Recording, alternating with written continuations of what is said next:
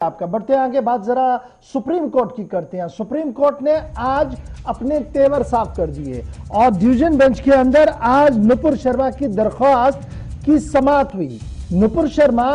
साबिक तर्जुमान भारतीय जनता पार्टी की, जिन्होंने पैगंबर इस्लाम की शान में गुस्ताखी की थी एक टीवी डिबेट के दौरान। बाद में उन्होंने उस पर माफी भी मांगी, लेकिन हंगामा इतना ज्यादा हुआ कि पूरे मुल्क के अंदर, मुल्क के बाहर भी उनके पुतले फूके गए। बीजेपी को ऑन प्रेशर आकर उन्हें पार्टी के चीफ स्पोक्स पर्सन की हैसियत से हटाना पड़ा था। बहरहाल मामला एफआईआर का था जो मुल्क की कई रियासतों के अंदर था और नुपुर का मानना था कि उनकी जान को खतरा है, इसलिए वो दिल्ली के अंदर रहना पसंद करेंगे और दिल्ली की अदालत के अंदर ही इन केसों की सुनवाई हो। मामला सुप्रीम कोर्ट के अंदर था, जहां पर जस्टिस सूर्यकांत की वेकेशन बेंच ने आज कई अहम और बड़ी टिप्पणियां इस पूरे मामले पर की है। ऑब्जर्वेशन बड़ी सख्त थी।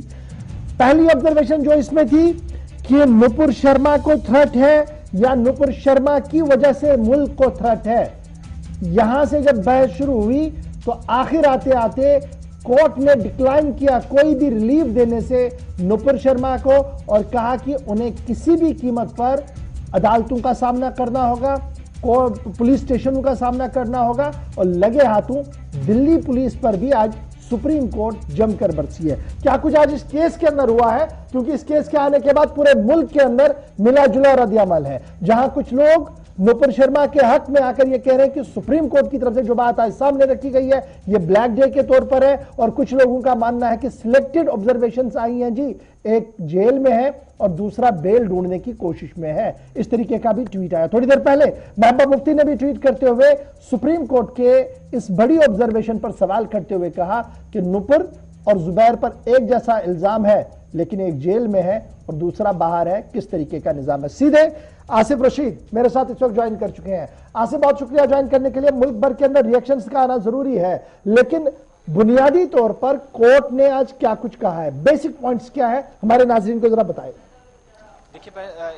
इससे पहले मैं इशफाक खबर पर जाऊं, दो और बड़ी अपडेट्स आपको बताएं। जब हम बात कर रहे हैं तो एक और अर्जी अदालत उज़्मा में चली गई है, सुप्रीम कोर्ट में चली गई है, और इस अर्जी में बेंच से समाअत की गई, बेंच से दोबारा समाअत करके जो आज सुबह टिप्पणी की गई, आज सुबह जो जजमेंट आई है उसको वापस लेने की मांग अदालत से कही जा रही है, जो शायद नामुमकिन सी बात लगती है। एक और अर्जी गुजार ने कहा है कि आप कम से कम फेयर ट्रायल का मौका दीजिएगा नुपुर शर्मा को, ये मांग अदालत से की गई है। लेकिन जिस जज साहब ने सुबह सुबह कमेंट किया है, जो अभी तक आप कुछ चीजें बता रहे थे, जस्टिस सूर्यकांत टॉप 5 जजेस में इनका नाम है, तो शायद उनकी इस जजमेंट को वापस लेना ये कोई छोटी बात नहीं है। अर्जी गुजार ने एक वो चीज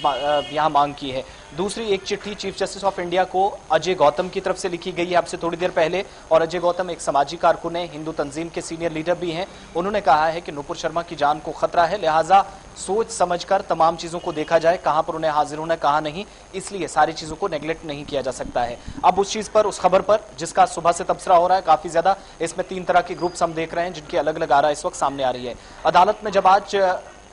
5 जून का, आपको याद होगा कि पहला केस मुंबई के अंदर दर्ज हुआ रजा अकेडमी की तरफ से महाराष्ट्र में नुपुर शर्मा के उस बयान के खिलाफ जिसमें उन्होंने टीवी चैनल पर हुजूर सल्लल्लाहु अलैहि वसल्लम और हजरत आयशा रज़ियल्लाहु ताला अन्हा का जिक्र किया था और नाजिबा कलिमात का इस्तेमाल किया था, उस पर उनके खिलाफ केस दर्ज किया रजा अकेडमी ने। कुछ दिनों के बाद कोलकाता के अंदर, उसके कुछ दिनों के बाद हैदराबाद के अंदर, और कुछ ही दिनों के बाद उत्तर प्रदेश से दिल्ली तक उनके खिलाफ एफआईआर लगी, केस दर्ज किए गए, लेकिन अब तक तहकीकात नहीं हुई। और कुछ दिन पहले जब हमने खबर की थी कि नुपुर शर्मा का अभी तक कोई अता पता नहीं है, तो आज जाकर अचानक से सुबह सुबह पता चलता है कि वो सुप्रीम कोर्ट पहुंच गई है, मुल्क की सबसे बड़ी अदालत में, अपने वकील के जरिए। मांग ये थी, अर्जी उन्होंने दायर की आज नुपुर शर्मा ने, और अदालत से कहा कि जितने भी ट्रायल्स हैं या जितने भी फेयर ट्रायल्स होने हैं, जितने भी केसेस की समाअत होनी है, जितनी एफआईआर लगी हैं, इन सारे मुकदमों को राजधानी दिल्ली के अंदर लाया जाए, दाल हुकूमत में ही यहीं पर समाअत होनी चाहिए, और वो कहीं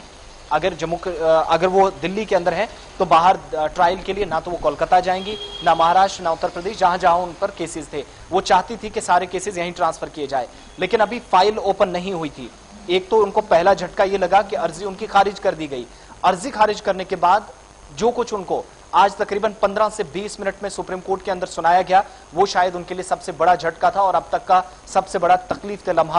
लम्हात में से एक। नुपुर शर्मा के पहला कमेंट जो किया वो सुबह सुबह कि आपने जो किया है टीवी डिबेट के अंदर, और जज साहब ने यह भी कहा कि हमने खुद डिबेट्स देखी, वो क्लिप्स देखे, वो कट्स देखे, मुशाहिदा करने के बाद पता यह चला कि अगर आपको भड़काया जा रहा था तो पहले, इससे पहले जो बयान आए थे, यानी ये भी जिक्र हुआ कि जो आपके साथ बात कर रहे थे, जो डिबेट में बाकी पैनलिस्ट थे, उन्होंने बात की, लेकिन जो आपका रद्द अमल था, जवाब में जो आपने कहा, वो इंतहाई ऐसी चीजें थी या ऐसा हसास मामला था जिस पर आपने कमेंट किया। लिहाजा टीवी पर आपने चीजें शुरू की हैं तो टीवी पर ही आपको आना चाहिए, वहां पर आके पूरे मुल्क की आवाम से माफी मांगिए, क्योंकि आपने मुल्क के अंदर हालात खराब किए हैं। दूसरी बड़ी बात, दूसरा कमेंट किया गया कि आपके बयान से एक बड़ी आबादी को ही नहीं, पूरे मुल्क का जिक्र किया गया है, पूरे मुल्क को तकलीफ पहुंची है, आवाम के जज्बात को ठेस पहुंची है। वहां पर कहीं मुसलमान शब्द या फिर हिंदू या ईसाई का नाम नहीं लिखा गया है, पूरे मुल्क का जिक्र किया गया है। तीसरा इसमें खुलासा हुआ, मुल्क के अंदर अब तक जो सारा कुछ हुआ है इसके लिए नुपुर शर्मा का बयान या नुपुर शर्मा का कि वो हरकत जिम्मेदार है, ये तीसरा कमेंट था। चौथा कमेंट जो था जस्टिस सूर्यकांत का, वो ये कि मुल्क के अंदर आपका बयान जब से आया है तब से जो आग लगी है उसके लिए आप डायरेक्टली जिम्मेदार हैं। पांचवां बड़ा कमेंट था, 3 दिन पहले उदयपुर राजस्थान के अंदर एक दर्जी का कत्ल किया गया और 2 नौजवान उसके बाद सोशल मीडिया पर वीडियो वायरल करते हैं, तो कहीं ना कहीं ये इशारा दिया गया, ये बताया गया आज जस्टिस सूर्यकांत की तरफ से कि शायद इसका रिएक्शन था या रद्दअमल था जो नुपुर शर्मा ने कहा। इसलिए कहा कि उदयपुर के अंदर जो हादसा पेश आया, जिस तरीके से एक 3 बच्चों के बाप का कत्ल किया गया, सर को धड़ से अलग किया गया, सरकलम किया गया, उसके लिए आप जिम्मेदार हैं। पांचवी बड़ी बात ये थी। छठी बड़ी बात ये कही गई कि मौजूदा वक्त में जैसे आपने टीवी डिबेट्स में आकर, चैनल्स पर आकर कहा था, उसी तरीके से आपको आने की जरूरत थी, लेकिन यहां पर माजी भी गिनवाया गया, यानी 1 महीने पहले जो हुआ 5 जून तक, वो भी कहा गया कि आपको उस वक्त सामने आकर माफी मांगनी चाहिए थी, आपने देर कर दी। उस वक्त बयान तो जारी किया, लेकिन तब जब दबाव काफी ज्यादा बढ़ा, मीडिया ट्रायल्स हुए या मीडिया ने जिस तरीके से उछाला, वो तमाम चीजें सामने आने के बाद ये कोर्ट की तरफ से कमेंट्स किए गए हैं जो मैं आपके सामने रख रहा हूं, अपने देखने वालों के सामने। सातवीं बड़ी बात जो इस सारे सेशन के दौरान थी वो ये कि आपने जब से कमेंट किया उसके बाद पुलिस के साथ कॉपरेट करना था, जो नहीं हुआ। ये यहां पर चीजें खत्म नहीं हुई, ये नुपुर शर्मा को लेकर बातें की जा रही थी। थोड़ी देर बाद यानी 14-15 मिनट तक नुपुर शर्मा को लेकर जो उन्होंने अब तक किया, जिस तरीके से उन्होंने केस को डील किया और उन्होंने जैसे बयान दिया, जिसके बाद हालात ऐसे मुल्क में बने, कहीं लाठीचार्ज, पुलिस का आमना सामना मुजाहिरीन के साथ, रबड़ की गोलियां, लाठी डंडे और खून खराबा, ये सारी चीजें उसके लिए जिम्मेदार ठहराया। लेकिन बात यहां पर पुलिस के रोल पर भी आई। महाराष्ट्र पुलिस का वो बयान जो अदालत उज़्मा में आज सच साबित हुआ, जिसमें उन्होंने आज से ठीक, आज तो निजाम ही तब्दील हो गया है, 2 हफ्ते पहले कहा गया था कि वो तो गिरफ्तार करने के लिए एक खुसूसी टीम को दिल्ली रवाना कर चुके हैं, लेकिन वजारत दाखिला का बयान सामने आया था महाराष्ट्र से कि दिल्ली पुलिस ने कॉपरेट नहीं किया, कोई मदद नहीं की।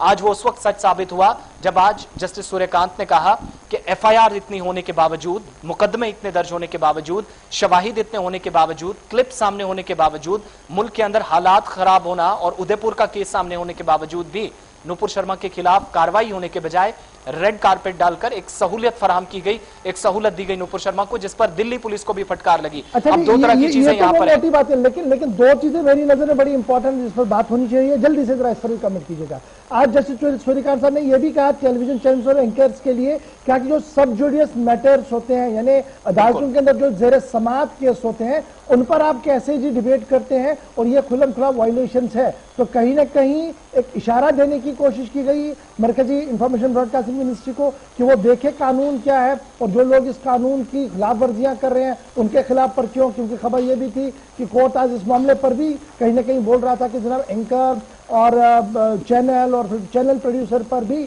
इस तरीके की एफआईआर होनी चाहिए, क्योंकि उनके होते हुए किस तरीके से ये माहौल बन रहा है। जल्दी से इस पर एक कमेंट।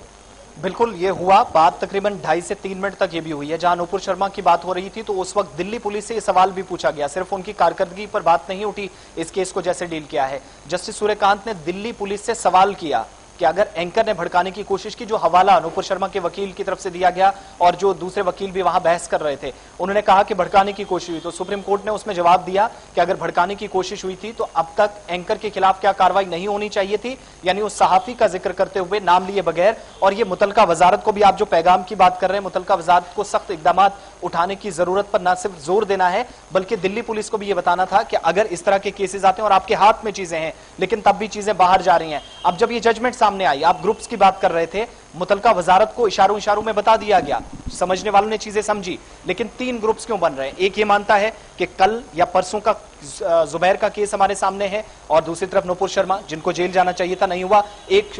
जो फिरका है या एक जो इस वक्त धड़ा है वो ये मानता है। दूसरा ग्रुप इस वक्त ये कह रहा है इसलिए गलत हुआ क्योंकि इंडियन पिनल कोड की मुख्तलिफ दफात का इस्तेमाल करते हुए जिस तरीके से कमेंट किया गया किसी मजहब पर, और ये नुपुर शर्मा ही नहीं है, बहुत सारे पैनलिस्ट हैं जो दीगर मजाहिब के हैं, टीवी चैनल्स पर आकर माहौल को खराब करते हैं, उन लोगों के खिलाफ भी कार्रवाई होनी चाहिए। क्या सबको कार्रवाई कानून के मुताबिक नहीं सबके खिलाफ होनी चाहिए? और तीसरा बड़ा सवाल, जो एक अहम सवाल भी है जिसकी तरफ आपने इशारा किया, वो इस वक्त जितने भी टीवी चैनल्स उन तमाम मामलात पर जो अदालत में होते हैं, जिन पर समाअत होना होता है, यहां तक कि तारीख भी आखिरी समाअत के लिए तय कर दी होती है, कोर्ट के अंदर ट्रायल्स चल रहे होते हैं, वुकला के पास केसेस होते हैं, फाइलें जजेस के सामने बेंचेस पर होती हैं, उसके बावजूद भी टीवी एंकर अपनी मर्जी से ये तमाम डिबेट्स उठाकर टीवी चैनल्स पर डिस्कस करते हैं, और न सिर्फ डिस्कस करते हैं बल्कि एब्यूजिव लैंग्वेज यहीं से शुरुआत होती है जो इस तरह के हालात खराब हो जाते हैं। बहुत शुक्रिया जी हमारे साथ ज्वाइन करने के लिए। और ये बड़ी डिटेल में आपको बात बतानी थी कि दिल्ली के अंदर जो कुछ आज हुआ, शाम होते होते और अदालत उज़्मा के सामने और भी दरख्वास्तें गई हैं।